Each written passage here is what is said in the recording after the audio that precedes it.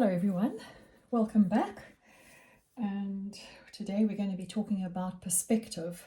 I thought that would be quite a good subject to cover, as a lot of people do struggle with perspective, and it's one thing that we need to convince our brains of, because your brains will always be telling you that it's like something else. And without perspective, you won't be able to get the illusion of depth in your drawings and authenticity. So with no further ado, let's go ahead, and to explain perspective, there are different points of perspective. There's 1, 2, 3, and there are multi after that. However, I'm going to be chatting to you today about 1 and 2 perspective. The easiest way for me to explain it to you is if we draw a square or an oblong. Doesn't really matter how big or how small it is, but what I want to show you, and it's better, much easier just to show everybody, is that the horizon line is generally your eye level. So we refer to the horizon line as one's eye level. So that would be if you are standing and you have your eye level at that point. This is your horizon line. Now your perspective can change, because if you are sitting and you are no longer standing, obviously your horizon line is lower. But if there's a vanishing point and you are looking up, you could have a vanishing point on your horizon line. But if you are looking up when you are sitting, your perspective will change because it's above your horizon line. Same as if you are standing on a table and now your horizon line is at a totally different height. So your vanishing point will be there. But if you are looking down, so if you are on a cliff and you're looking down at the sea, your perspective is completely different from any of these views. Then if we look at a vanishing point,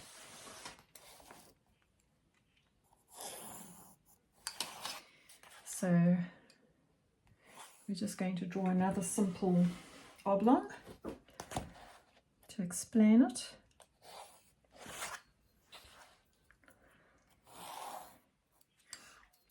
And we have our horizon line, so we might be looking up.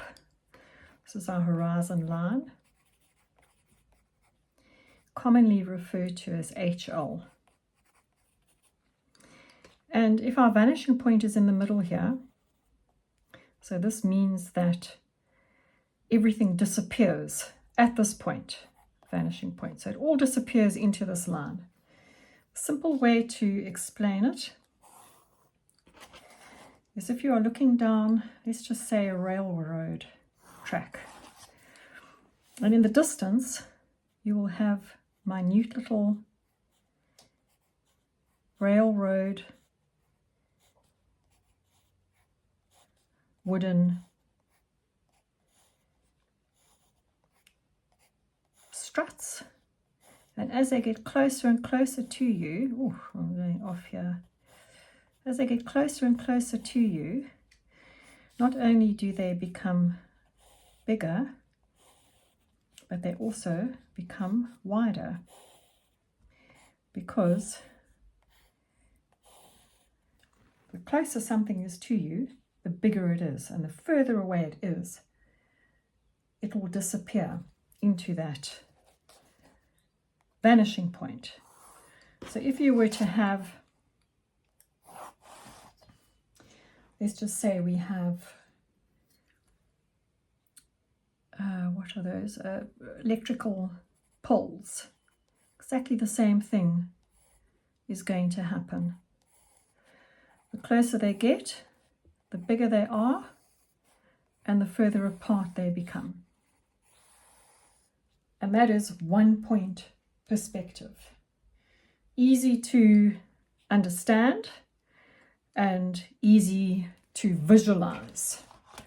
Right, so if we were to look at a box, just move my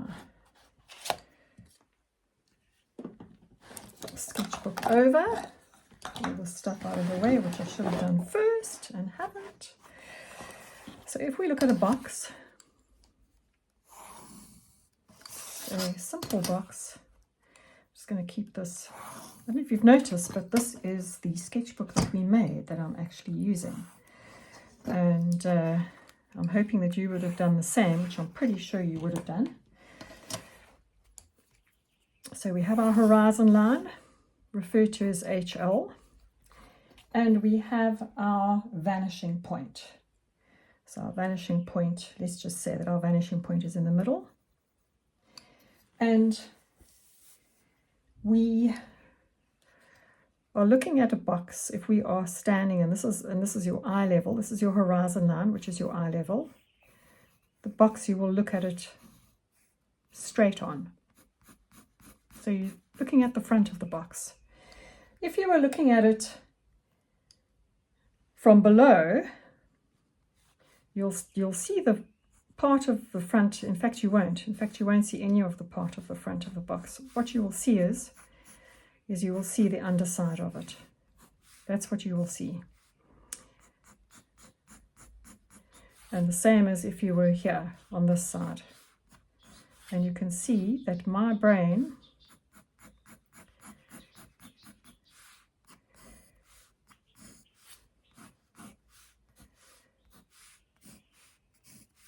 has understood 1 point perspective. So this is your horizon line if you were looking up. So this is where your head is. This is where your eye is. You are standing here. You are looking up. And in fact, right there, brain has not understood it, or has it?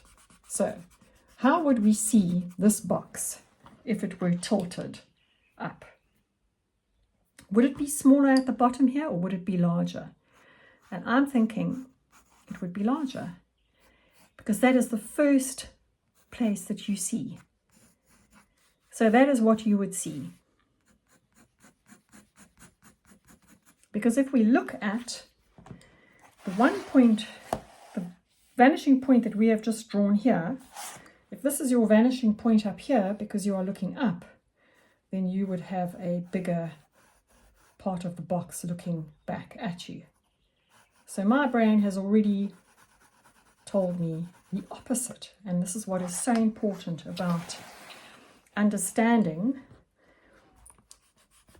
perspective, because your brain automatically tells you something else. It's incredible. I am fascinated by the fact that this is what happens. And just by drawing this simple little person on the right hand side, the stick person on the right hand side, eyeball, you can immediately see that it's incorrect.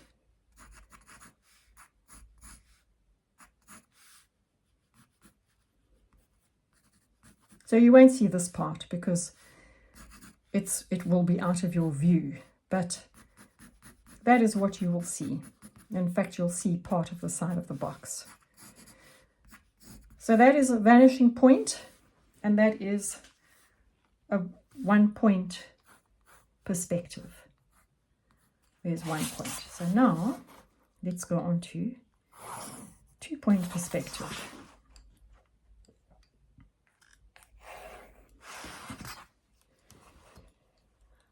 I'm not really measuring these boxes out. I am just kind of drawing them as straight as I can. Okay, so now we're going to do 2 point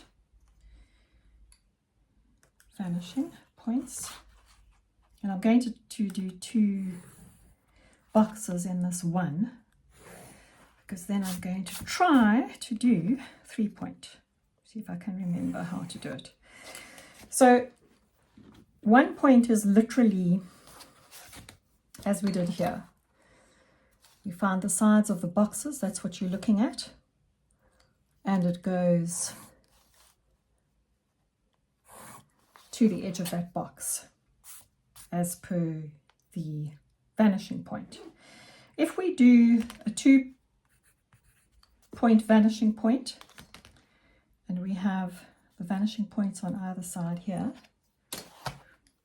this is our horizon line, remember, and we see that box, that's the corner, the side of the box.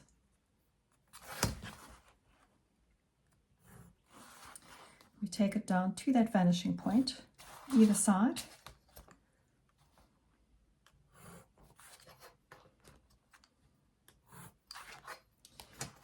And we then find the sides of the box on either side. So that's a 2-point perspective, 2 vanishing points. So that is what we get.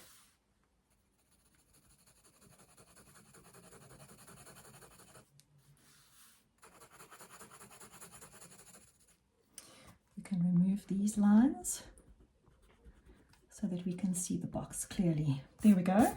So that is 2-point perspective. If we do 3, we start off the same. We've got 2 vanishing points, and then we have another up here. So we still find the middle of our box.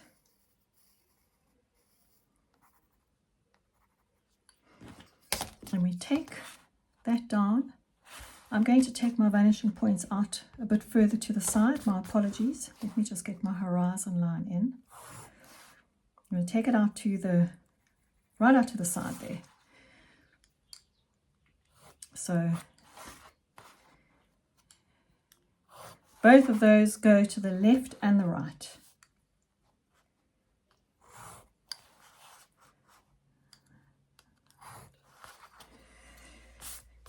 And there we have 2-point perspective, exactly like we drew here. But we are looking at it, we're looking at the box straight on. So if we're looking at it straight on, this is a different view that I've shown you here. This is purely to give you an idea of the horizon line if you were standing, what it would look like looking up and what it would look like looking down. If you are looking and facing a box and you have turned the box so that you have the side showing, this is what you would see. And it disappears into this vanishing point on either side from the length of the side of the box. So here we have got the same thing here. If we are doing a 3-point, we would join it at the bottom and we would end up with the bottom of the box, being able to see the bottom of the box. So now we can see 2 sides and we can see the bottom of the box. And this is 3-point perspective. We've now got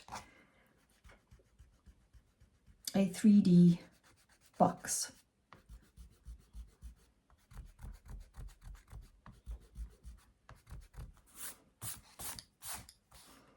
So this is 3 vanishing points. If we were to use it for, say, a building,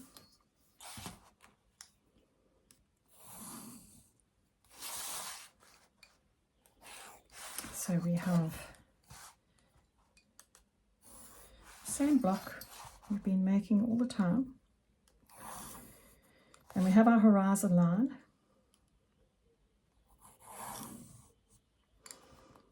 And we have, let's just say we've got a vanishing point here. And then we have 2 other vanishing points which have gone off of this block. Let me move this and I'm going to put something there so that we've got a vanishing point. So now we have 3 vanishing points.